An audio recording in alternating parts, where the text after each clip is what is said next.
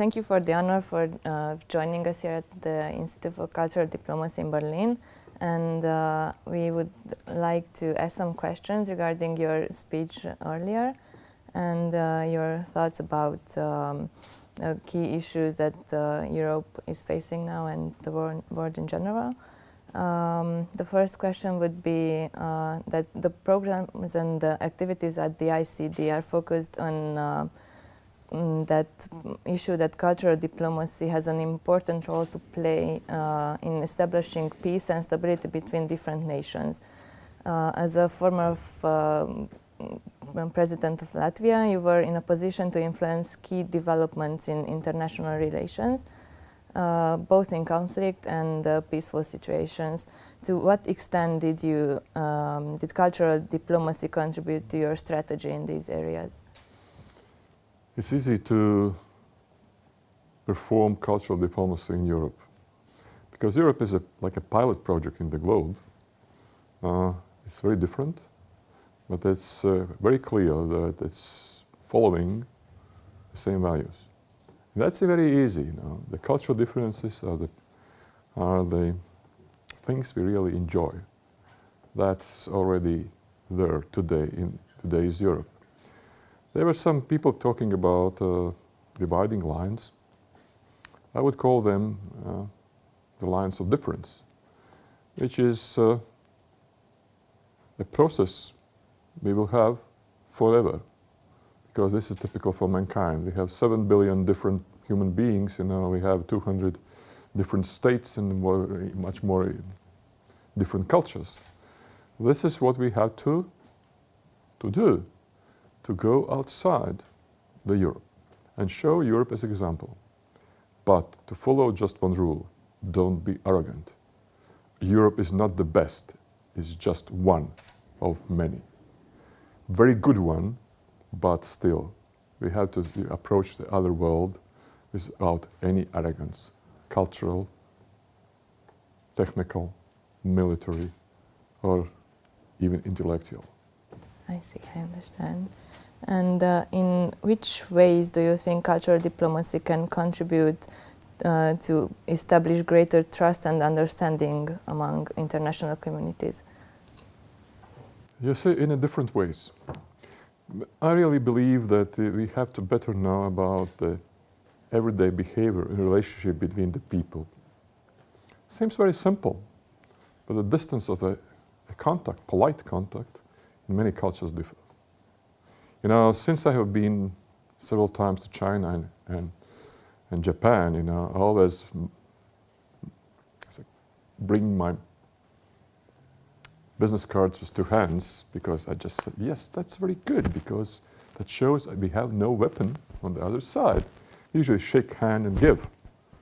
That's the simple things we have to really acknowledge, and if you do not do that, you're very often in situations when instead of understanding, you get a situation where you are not understood. And you have to be very careful. What's very important for you may not be very important for the man from the other culture. That's true. Mm-hmm. I have been in very, very unpleasant situations and I wanted to tell good things and turned out I said bad things. I told to the representative of one country, it was Jamaica, I wanted to say, I'm really proud that you have Olympic champions, and I know it, and I admire them all, instead of thinking, oh, you're a stupid white man. We are much more than just runners. So you see, the human dignity needs a definite approach. And you have to be open, and if you make mistakes, don't be afraid to say, I made a mistake, sorry. Not that just a sorry, and you can do whatever you want, but if you have made a mistake, always said sorry. I didn't know that. Yes. You raised the issue that is happening in Ukraine and Russia in your speech earlier. And as an expert on Eastern European conflicts, how do you think cultural diplomacy can help solving these problems? Bring the people close together. Because as I said, all the wars and the walls are started by politicians. And the takedown of the walls is done by the people. And And the people that who stopped the war too, they said no to the war, no to the killings, you know, because very important tool is the family history of each family. We sometimes have a false perception that the history written in the books is that the history everybody believes. That's not true. The history told by your grandmother or grandfather is a history you really trust. And the war leaves a very painful traces on the family histories. Okay, we are not talking about anymore about the Napoleon Wars. Many generations have changed. We not talk too much about the First World War. Still, we remember that it started 100 years ago. Okay, and that was some kind of turning point in Europe's history. But we talk a lot about the Second World War. Still, I was born, 10 years after the end of the war. I don't know what it is, but people pay too much attention on that. I said too much attention on that because of the family histories of each family. Because every family in a global conflict, in a European conflict, is suffering. There is no family left behind the sufferings.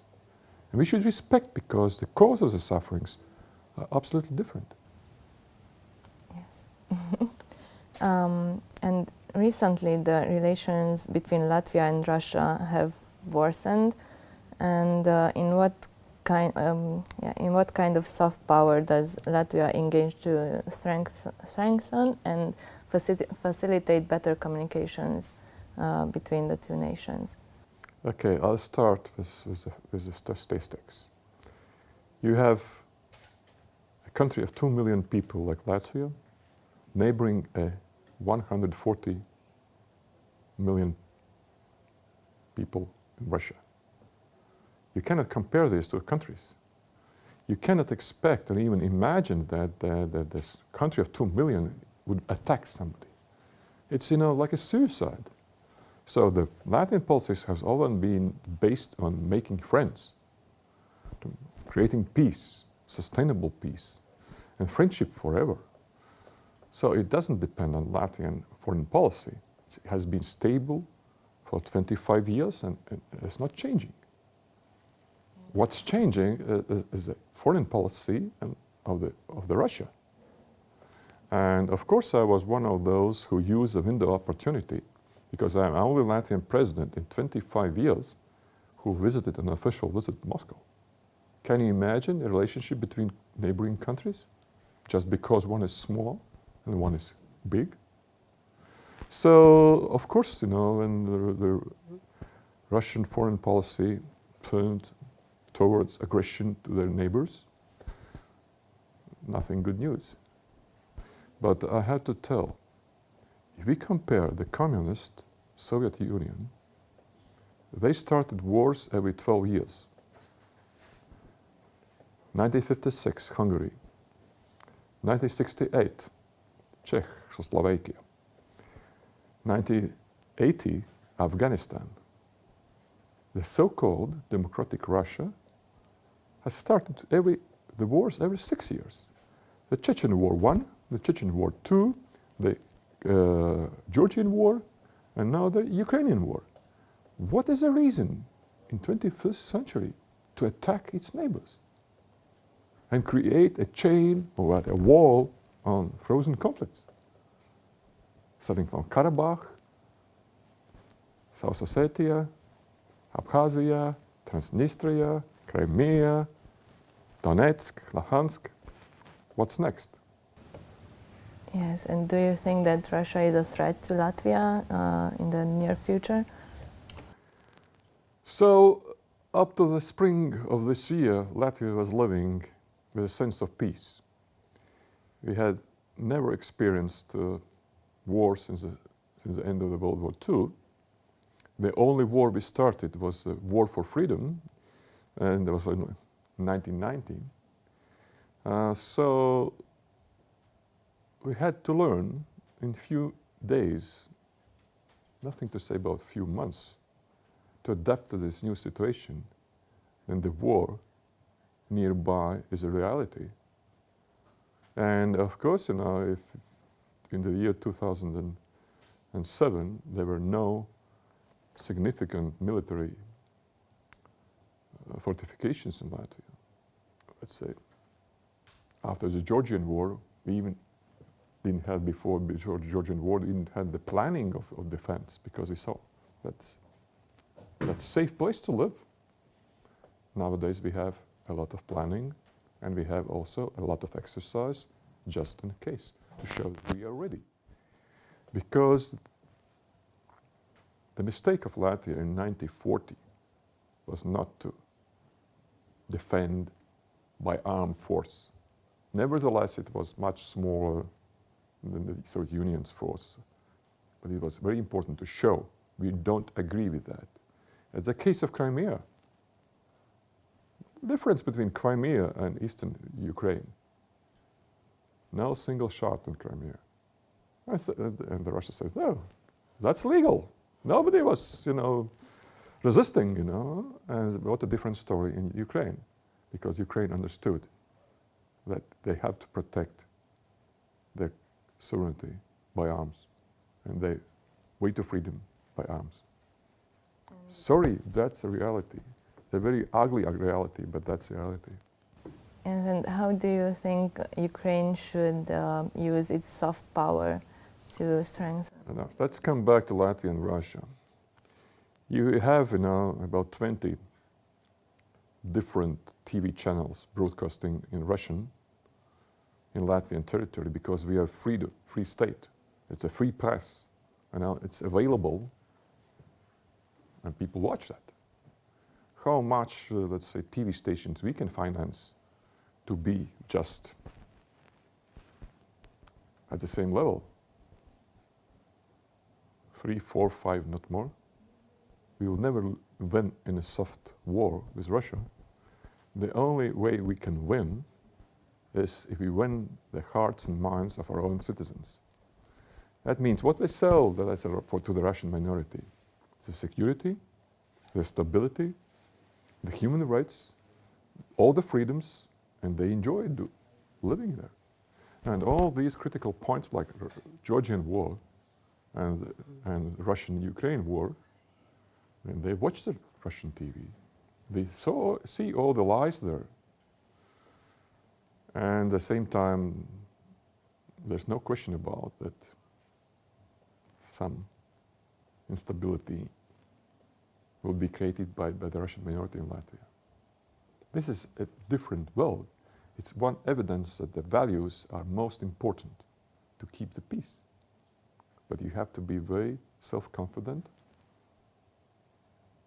to guarantee the freedoms to everybody, even to the strange people. Yes, thank you very much. And of course, you put some Russian citizens on the blacklist. And usually the questions by the, let's say, Russian minority in Latvia were, why? This is an actor.